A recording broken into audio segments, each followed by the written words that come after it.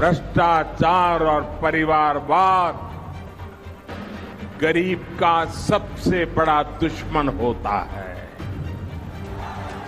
भ्रष्टाचार और परिवारवाद विकास का सबसे बड़ा दुश्मन होता है। 24 की चुनावी रणभूमि में पीएम मोदी को रोकने के लिए विरोधियों ने पूरी ताकत झोंक दी है। सबसे ज्यादा आफत में वो नेता हैं जिन्हें राजनीतिक विरासत में मिली और जो प्रधानमंत्री मोदी के परिवारवाद वाले आरोपों के सीधे निशाने पर आते हैं। मोदी को हराने का चक्रव्यूह रचने वालों में ऐसे कई सियासी परिवार हैं जिनकी राजनीति ही बीजेपी के विरोध पर टिकी है।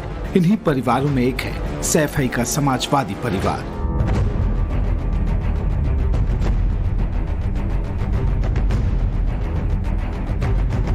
सैफ यानी मुलायम सिंह यादव का गांव। मुलायम अब भले न हो, लेकिन उनके परिवार का सियासी रसूख आज भी बोलता है। अब सैफ परिवार और समाजवादी पार्टी की राजनीतिक विरासत अखिलेश यादव के कंधे पर है और वो चाचा शिवपाल के साथ मिलकर यूपी में मोदी लहर रोकने के लिए जमीन आसमान एक कर रहे हैं। जो आरक्षण की मूल भावना थी उससे भी खिलवाड़ ये सरकार कर रही है। इसीलिए किसी का कोई भगवान हो, हमारा पीडीए भगवान है। जब पूरे उत्तर प्रदेश में राम लहर चल रही तो सैफ परिवार की कोशिश इसके जवाब में नया सनातनी कलेवर धारण करने की है। इसके लिए इटावा में समाजवादी पार्टी का सैफ परिवार केदारेश्वर महादेव मंदिर का निर्माण करा रहा है। सैफ परिवार के सामने इस वक्त पीएम मोदी का विजय रथ रोकने की चुनौती सबसे मुश्किल है। मोदी योगी की रणनीति का काट भी आसान नहीं। देखिए इनकी राह में कितनी चुनौतियां हैं। सत्ता विरोधी लहर की खोज करना, राम मंदिर प्राण प्रतिष्ठा के बाद हिंदुत्व लहर को बेअसर करना, पीएम मोदी सीएम योगी की लोकप्रियता की काट तलाशना, चुनाव दर चुनाव हार के 2014 से लगातार चले आ रहे सिलसिले को तोड़ना। और इन सब की रणनीति का अगर कोई सबसे बड़ा सेंटर है तो वो है इटावा जिले का सैफई गांव। सैफई की इस सियासी परिवार की ताकत यूपी के कोने कोने में दिखती है, चाहे वो मैनपुरी हो या फिर फिरोजाबाद या फिर बदायूं हो, कन्नौज हो या फिर आजमगढ़। परिवार के सदस्य लोकसभा चुनाव समाजवादी पार्टी के टिकट पर अलग अलग लोकसभा सीटों पर लड़ चुके हैं। मोदी लहर होने के बावजूद भी परिवार के कई सदस्य चुनाव जीतने में कामयाब रहे हैं। चुनाव कहीं का भी हो, लेकिन चुनावी रणनीति यहीं बैठकर बनाई जाती है। निश्चित ही भारतीय जनता पार्टी ने इस पूरे प्रकरण को, जो राम मंदिर के प्रतिष्ठा का कार्यक्रम था, प्राण प्रतिष्ठा का कार्यक्रम था, उसको पूरी तरीके से पॉलिटिकल करने का प्रयास किया और किया भी।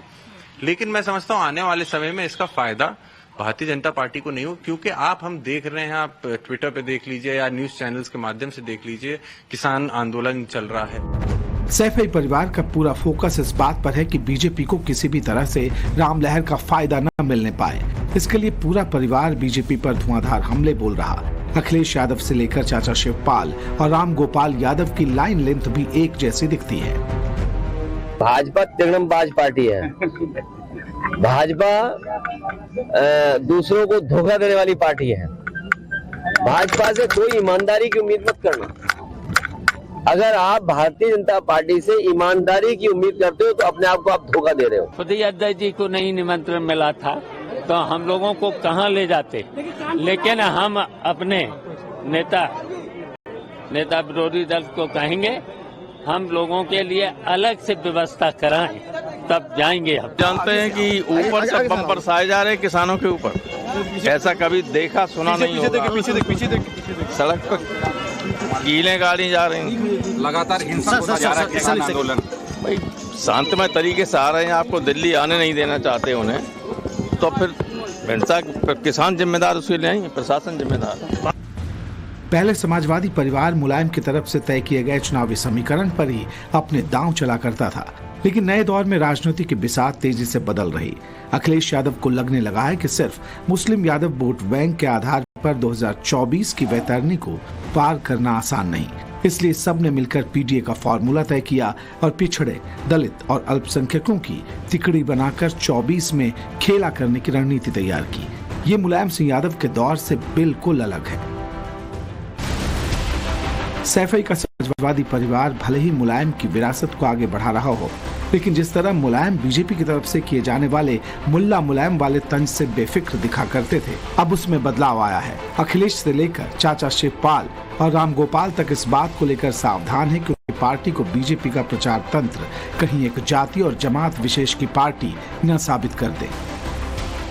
बीजेपी के आक्रामक प्रचार से एसपी में खलबली दिखती है, इसलिए सभी वर्गों को साथ लाने की रणनीति के तहत राज्यसभा के 3 सीटों के टिकट तय किए गए, जिसमें ओबीसी और अल्पसंख्यक वर्ग से कोई नहीं था।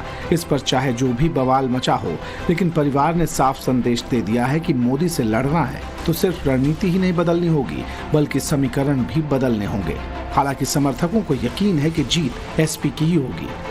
हम उन सभी नेताओं को कामयाब मान रहे हैं जो इस भारतीय जनता पार्टी की सरकार से लड़ रहे हैं, और उत्तर प्रदेश में सिर्फ अखिलेश यादव ही भारतीय जनता पार्टी से मुकाबला कर रहे हैं। जैसे बिहार में तेजस्वी हैं, झारखंड में सोरेन हैं, ममता जी हैं, ये सभी तो बीजेपी से लड़ रहे हैं। श्री अखिलेश जी को के अंदर सारे गुण नेताजी के हैं और ईश्वर ने शक्ति प्रदान करे जिससे वो चुनाव में भारी बहुमत से पीडीओ को जिता के लाएं। आर पार की जंग के बीच अगर कोई दल सुरक्षित सीट की तलाश करने लगे तो माना यह जाता है कि रणनीति कमजोर पड़ने लगी है। भले अखिलेश यादव इसे खुलकर कबूल न करें, लेकिन जब डिम्पल यादव के लिए सबसे सुरक्षित सीट की तलाश की बात आई तो उन्होंने उसी मैनपुरी को चुना जो मुलायम परिवार का गढ़ रही है और जहां से 2022 के उपचुनाव में डिम्पल यादव लोकसभा पहुंची थी। अखिलेश यादव के लिए सैफई परिवार की ताकत कई बार संजीवनी साबित हुई है। जब मैनपुरी उपचुनाव के वक्त डिम्पल यादव को घेरने के लिए बीजेपी ने पूरी ताकत लगा दी थी, तब परिवार की एकजुटता ने सारे चक्रव्यूह को तोड़ दिया था। इसलिए आज भी अखिलेश यादव को ये सबसे ज्यादा सुरक्षित सीट लगती है। जब समाजवादी पार्टी ने जनवरी के आखिर में लोकसभा चुनाव के लिए अपनी पहली लिस्ट जारी की तो 16 घोषित उम्मीदवारों में से 3 नाम सैफई परिवार के ही थे। मैनपुरी से डिम्पल यादव को तो फिरोजाबाद से अक्षय यादव और बदायूं से धर्मेंद्र यादव को टिकट देने का ऐलान किया गया। इससे साफ हो जाता है कि परिवार की ताकत पर अखिलेश यादव को कितना भरोसा है, वो भी तब जबकि सीएम योगी और पीएम मोदी सैफई परिवार पर हमले का कोई भी मौका हाथ से जाने नहीं देते। अयोध्या में भगवान राम का विरोध करते थे तो कन्नौज में बाबा साहब भीमराव अंबेडकर का भी विरोध करते हैं। यानी उनको परिवार के बाहर कुछ भी नहीं दिखाई देता है, अपने परिवार के बाहर सोच ही नहीं सकते। कुछ लोगों की आदत होती है, वोट तो जाति के नाम पे लेते हैं लेकिन काम केवल परिवार के लिए करते हैं। अब इसे मजबूरी कहें या मजबूती, लेकिन अखिलेश को अपने परिवार के सदस्यों में पार्टी का सबसे ताकतवर उम्मीदवार दिखता है। इसकी एक वजह पिछले लोकसभा चुनावों के नतीजे भी हैं। मुलायम सिंह यादव ने वक्त को देखते हुए अपनी रणनीति में हमेशा तब्दीली की। अखिलेश यादव में शायद वो बात नहीं है। आप ये कह सकते हैं कि मुलायम सिंह यादव एक सोफिस्टिकेशन की पॉलिटिक्स करते थे और अखिलेश यादव ने एग्रेशन की पॉलिटिक्स शुरू की। तो ये बुनियादी फर्क बाप बेटे की राजनीति करने के अंदाज का है। अखिलेश यादव के नेतृत्व में जो समाजवादी पार्टी आज हम देखते हैं उसमें परिवार के लोगों की भूमिका धीरे धीरे कम होती जा रही है। ठीक है, कुछ लोग अभी भी जो महत्वपूर्ण थे वो अभी भी महत्वपूर्ण बने हुए हैं, लेकिन जो नेक्स्ट जनरेशन के लोगों को जैसे मुलायम सिंह ने मौका दिया था वैसा मौका आज मुझे मिलता हुआ नहीं दिख रहा है। अखिलेश यादव से शिवपाल यादव की नाराजगी चाहे जितनी भी रही हो, लेकिन दोनों ने एक दूसरे पर निजी हमले करने से परहेज किया। चाचा भतीजे के तौर पर पारिवारिक संबंध बने रहे और जब दोनों एक साथ सामने आए तो फिर बीजेपी की चुनौती बढ़ा दी। इस लोकसभा चुनाव से पहले अखिलेश और शिवपाल मिलकर पीएम मोदी को ललकार रहे हैं। कम से कम इस चुनाव में परिवार के बीच दरारों की चर्चा सुर्खियां नहीं बन रही। अखिलेश यादव को भले ही परिवार की तरफ से पूरा समर्थन मिल रहा हो, लेकिन मोदी विरोध की उनकी मुहिम को एक एक कर उनके ही सहयोगी पलीता लगा रहे। जयंत चौधरी तो पहले ही साथ छोड़ गए। राज्यसभा चुनाव की लिस्ट के बाद पल्लवी पटेल ने भी सवाल उठा दिए हैं। अखिलेश पर कथनी और करनी में मेल नहीं रखने के आरोप लगा दिए। जाहिर है समाजवादी परिवार के लिए संकट से बाहर आना आसान नहीं। बीजेपी के आक्रामक अभियान के बाद अब समाजवादी पार्टी के अंदाज में कई बदलाव दिख रहे हैं और जब भी मंथन की जरूरत होती है तो पूरा परिवार इसी सैफई की तरफ देखता है। जहां जुटकर वो नई ताकत हासिल करता है। लेकिन अब तो सैफई भी बदल चुका है। सैफई में अब पहले जैसी चमक नहीं रही। जब मुलायम सिंह यादव और अखिलेश यादव की सत्ता थी तो यहाँ का विकास महानगरों के तर्ज पर हुआ। सैफई महोत्सव के बारे में आपने जरूर सुना होगा, जब यहाँ पर दिन भर सैफई हवाई पट्टी पर चार्टर्ड विमानों का तांता लगा रहता था। बीजेपी ने कई बार यहाँ पर होने धूम धड़ाकों पर सियासी तंज किया। बदले दौर में अब वो बात नहीं रही, लेकिन जब भी परिवारवाद का मुद्दा उठता है, सैफई का नाम जरूर चर्चा में आता है। हालांकि अखिलेश के समर्थकों की माने तो आज के दौर में समाजवादी पार्टी ही यूपी में अपने दम पर बीजेपी को टक्कर दे सकती है और लोकसभा चुनाव के नतीजे से बदलाव आना तय है। अखिलेश यादव के लिए इस साल का लोकसभा चुनाव सियासी तौर पर करो या मरो जैसा बन गया है। अगर समाजवादी पार्टी के मुखिया इस बार भी चूक गए तो फिर एसपी की हालत पतली हो सकती है। न सिर्फ राष्ट्रीय राजनीति में अखिलेश की पकड़ कमजोर होगी, बल्कि यूपी की सियासत में भी वो बेदम साबित हो सकते हैं और परिवार में तो होंगे ही।